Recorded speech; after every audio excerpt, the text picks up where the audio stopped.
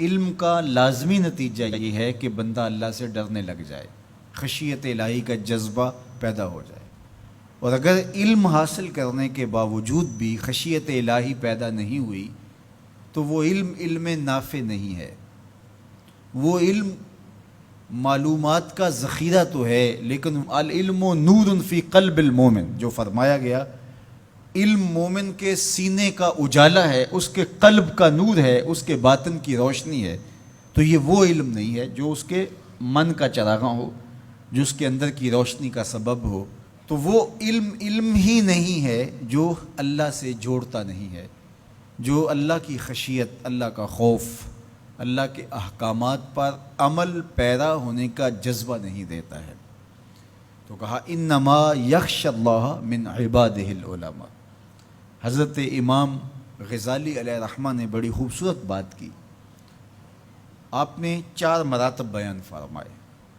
الناس کلہم موتا الا العلماء، تمام لوگ مردہ ہیں لیکن علماء زندہ ہیں۔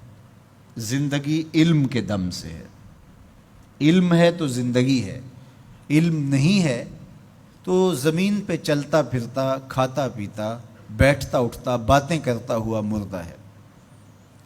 علم ہی حیات ہے، علم ہی زندگی ہے، علم ہی انسانیت کا جوہر ہے۔ جس طرح آسمان پہ آپ کو ستارے چمکتے ہوئے نظر آتے ہیں، زمین کے ستارے اہل علم ہیں، ان کے دم سے ظلمتیں چھٹتی ہیں، نور پھیلتا ہے اور بزم عالم کہکشاؤں کی طرح سجی ہوئی دکھائی دیتی ہے۔ علم کے چراغ بجھ جائیں تو دنیا کے اوپر اندھیرا چھا جائے۔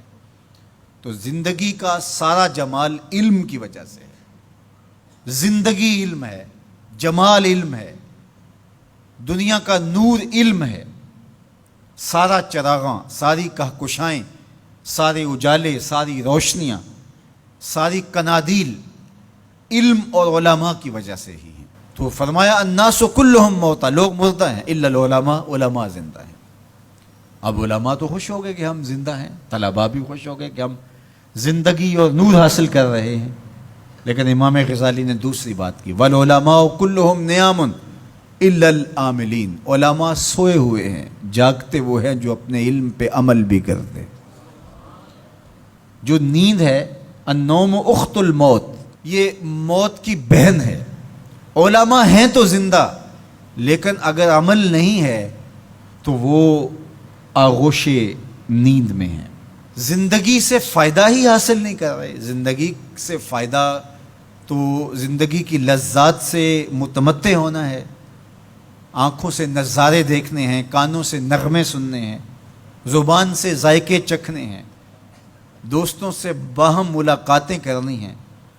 تو جب بندہ زندہ ہوگا تو یہ سب کچھ ہوگا، اور اگر زندہ ہے لیکن سویا ہوا ہے، بے ہوش ہے، کومے میں پڑا ہوا ہے، تو پھر وہ یہ سب کچھ حاصل نہیں کر پاتا۔ تو یہ اخت الموت ہے۔ تو کہا عالم زندہ ہیں، لوگ مردہ ہیں، لیکن فرمایا علماء بھی سوئے ہوئے ہیں، جاگتے وہ ہیں جو اپنے علم پہ عمل بھی کرتے ہیں۔ تو علم وہ نافع ہے جو عمل کے نور سے منور ہو۔ امام غزالی نے تیسری بات ارشاد فرمائی، والعاملون کلہم فی خسران الا المخلصین، سارے عمل کرنے والے بھی خسارے میں ہیں، گھاٹے میں ہیں، لیکن خسارے سے بچے وہ ہیں جو عمل محض اللہ کی رضا کے لیے کرتے ہیں۔